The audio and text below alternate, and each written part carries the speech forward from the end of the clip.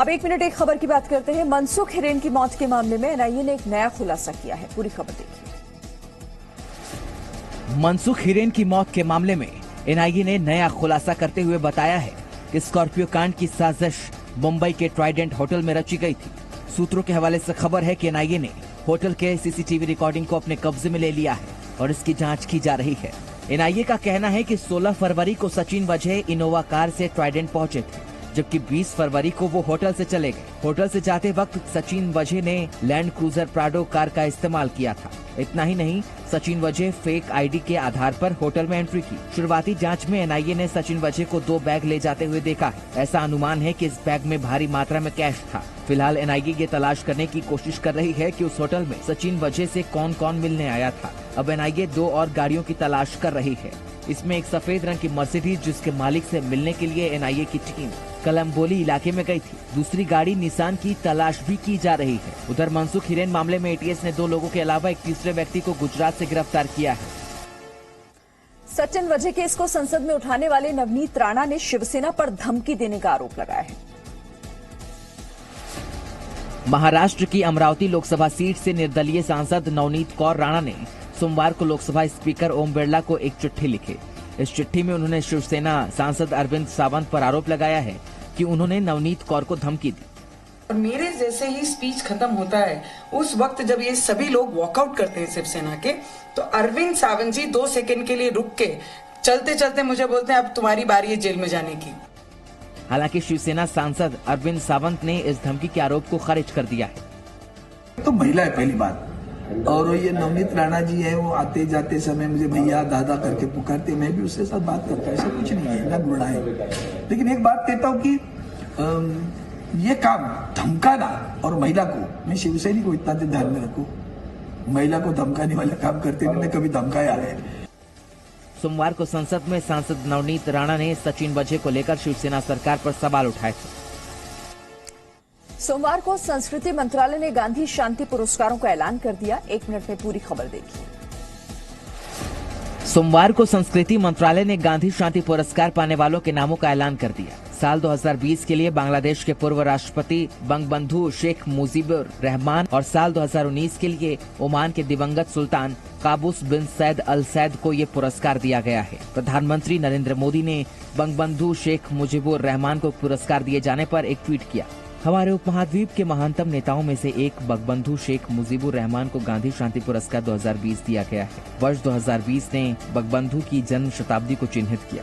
वो अपने लाखों प्रशंसकों के लिए अदम्य साहस और अथक संघर्ष का प्रतीक है। साथ ही प्रधानमंत्री ने ओमान के दिवंगत सुल्तान को पुरस्कार दिए जाने पर भी एक ट्वीट किया, जिसमें उन्होंने लिखा, महामहिम सुल्तान कबूस बिन सैद भारत ओमान मित्रता के प्रबल पक्षधर थे और उन्होंने ओमान में भारतीय समुदाय के कल्याण का विशेष ध्यान रखा।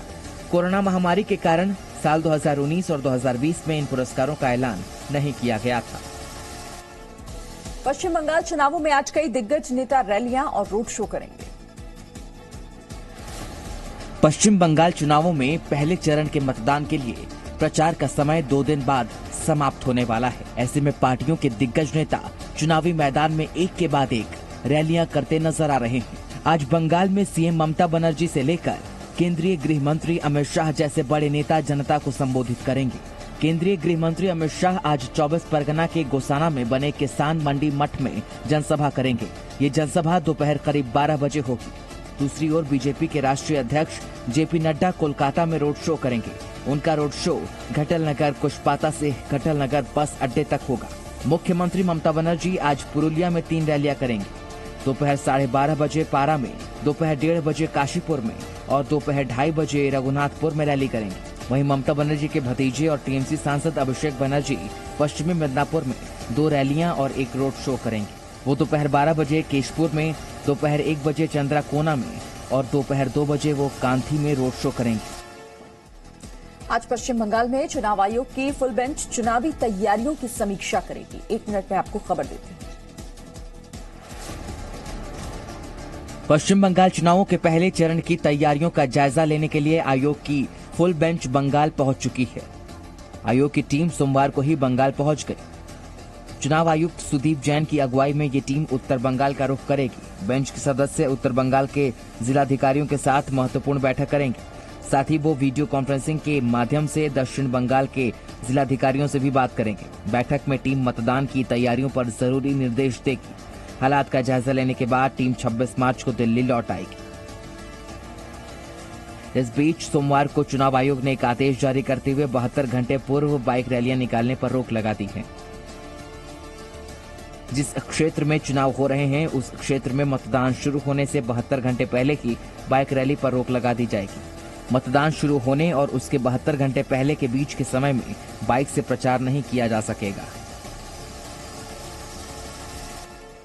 आज सिंधु जल के मुद्दे पर भारत और पाकिस्तान के अधिकारियों की बैठक हुई। आज भारत पाकिस्तान के अधिकारी सिंधु जल समझौते के मुद्दे पर एक अहम बैठक करने जा रहे हैं। कोरोना महामारी और अनुच्छेद 370 हटने के बाद ये दोनों देशों के बीच पहली बैठक है। भारत का नेतृत्व पीके सक्सेना करेंगे, जबकि पाकिस्तान का नेतृत्व सिंधु जल आयुक्त सईद मोहम्मद मेहर अली शाह कर रहे हैं। सिंधु जल संधि के तहत बने परमानेंट इंडस कमीशन पर 1960 में भारत और पाकिस्तान ने हस्ताक्षर किए थे। इस कमीशन के तहत दोनों देशों में कमिश्नर नियुक्त किए गए थे। दोनों देशों के कमिश्नरों को साल में एक बार मिलना होता है। एक ट्वीटी में पूर्व की 3 नदियों रावी, ब्यास और सतलज का पानी भारत को विशेष रूप से बांटा गया है। वहीं पश्चिम की नदियां सिंधु, चिनाब और झेलम का पानी पाकिस्तान को दिया गया है। भारत को अधिकार है कि वो इन नदियों के पानी को कृषि, घरेलू काम में इस्तेमाल कर सकता है। साथ ही भारत निश्चित मापदंडों के भीतर हाइड्रो इलेक्ट्रिक पावर प्रोजेक्ट भी बना सकता है। सिंधु आयोग की 116वीं बैठक नई दिल्ली में होने जा रही है। इस बैठक के दौरान लद्दाख में जल विद्युत परियोजना समेत जल साझा किए जाने के कई अहम मुद्दों पर चर्चा होने वाली है। तमिलनाडु विधानसभा चुनावों के लिए सोमवार को बीजेपी ने अपना घोषणा पत्र जारी किया। तमिलनाडु विधानसभा चुनावों के लिए सोमवार को बीजेपी ने अपना घोषणा पत्र जारी कर दिया। पार्टी के राष्ट्रीय अध्यक्ष जेपी नड्डा ने रोजगार, शराबबंदी और मछुआरों के लिए विशेष ऐलान किया। इस मौके पर केंद्रीय मंत्री नितिन गडकरी और वीके सिंह समेत कई वरिष्ठ नेता मौजूद थे। पार्टी ने राज्य में शराबबंदी का वादा किया है। साथ ही 50 लाख नए रोजगार के अवसर तैयार किए जाएंगे। मछुआरों को सालाना 6,000 रुपए देने की घोषणा भी की गई है। 18 से 23 साल की उम्र की लड़कियों को फ्री 2 व्हीलर ड्राइविंग लाइसेंस का वादा। 8वीं और 9वीं के छात्रों को फ्री टैबलेट दिया जाएगा। घर घर राशन की डिलीवरी दी जाएगी। अलग से कृषि बजट तैयार किया जाएगा। सरकार सभी जिला मुख्यालयों में मल्टी स्पेशलिटी अस्पताल बनाएगी और सभी का मुफ्त इलाज होगा। जल जीवन मिशन के तहत 2022 तक सभी घरों तक फ्री पीने योग्य पानी सप्लाई किया जाएगा। राज्य में बालू खनन को 5 साल के लिए बैन किया जाएगा। चेन्नई कॉरपोरेशन को दिल्ली की तरह 3 कॉरपोरेशन में बांटा जाएगा। यूपी में आगामी पंचायत चुनावों के लिए नई गाइडलाइंस जारी की गई हैं। यूपी में आगामी पंचायत चुनावों के लिए राज्य निर्वाचन अधिकारी ने नई गाइडलाइंस जारी की है। ये गाइडलाइंस सभी जिला मजिस्ट्रेट और जिला निर्वाचन अधिकारियों को जारी कर दिए गए हैं। कोविड-19 से संबंधित सभी दिशा निर्देशों का पालन करते हुए जनसभा, नुक्कड़ सभा आयोजित किए जाएं। निर्देशों का पालन न करने वालों के खिलाफ आईपीसी की धारा 188 के तहत कार्रवाई की जाएगी। साथ ही प्रचार में सिर्फ 5 लोगों को ही शामिल करने की इजाजत होगी। नामांकन के समय भी मास्क जरूरी होगा। मतदान के पूर्व मतदान केंद्रों को सैनिटाइज करना होगा। सभी मतदान कर्मियों को मास्क पहनना जरूरी है। सभी के मोबाइल में आरोग्य सेतु ऐप डाउनलोड अनिवार्य कर दिया गया है। मतदान केंद्रों पर डॉक्टरों की टीम भी तैनात रहेगी। इसके लिए डॉक्टर्स को नोडल अधिकारी नियुक्त किए जाने का आदेश है। नोडल अधिकारियों पर ही कोविड के नियमों के पालन की जिम्मेदारी रहेगी। उत्तर प्रदेश में पंचायत चुनाव बीजेपी से लेकर बसपा तक सभी पार्टियों के साख की लड़ाई भी है। और अब देश भर का कोरोना अपडेट क्या है, अगले 1 मिनट में देखिए।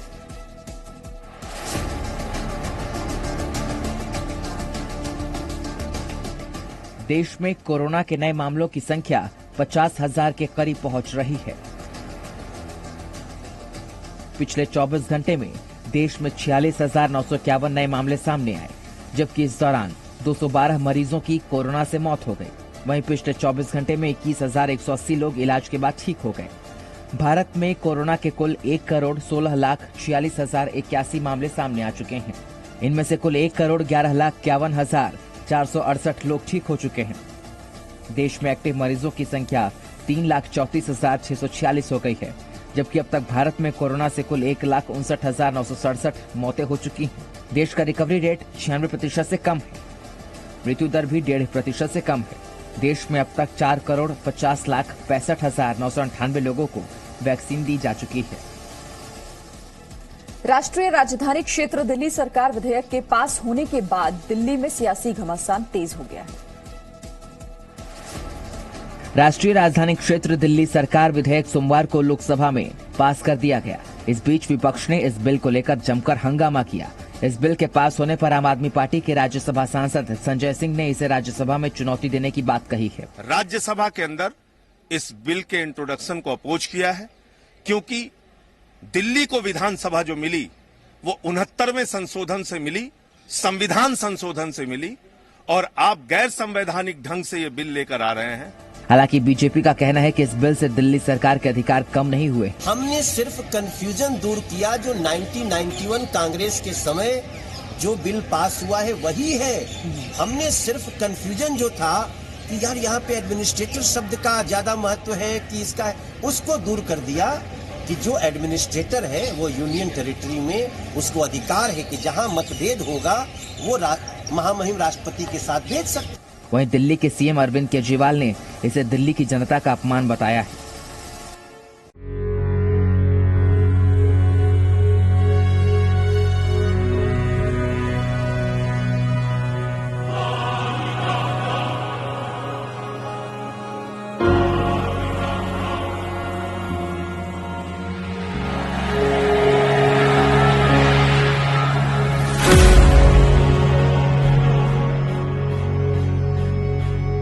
Good evening and welcome to Z News Bulletin.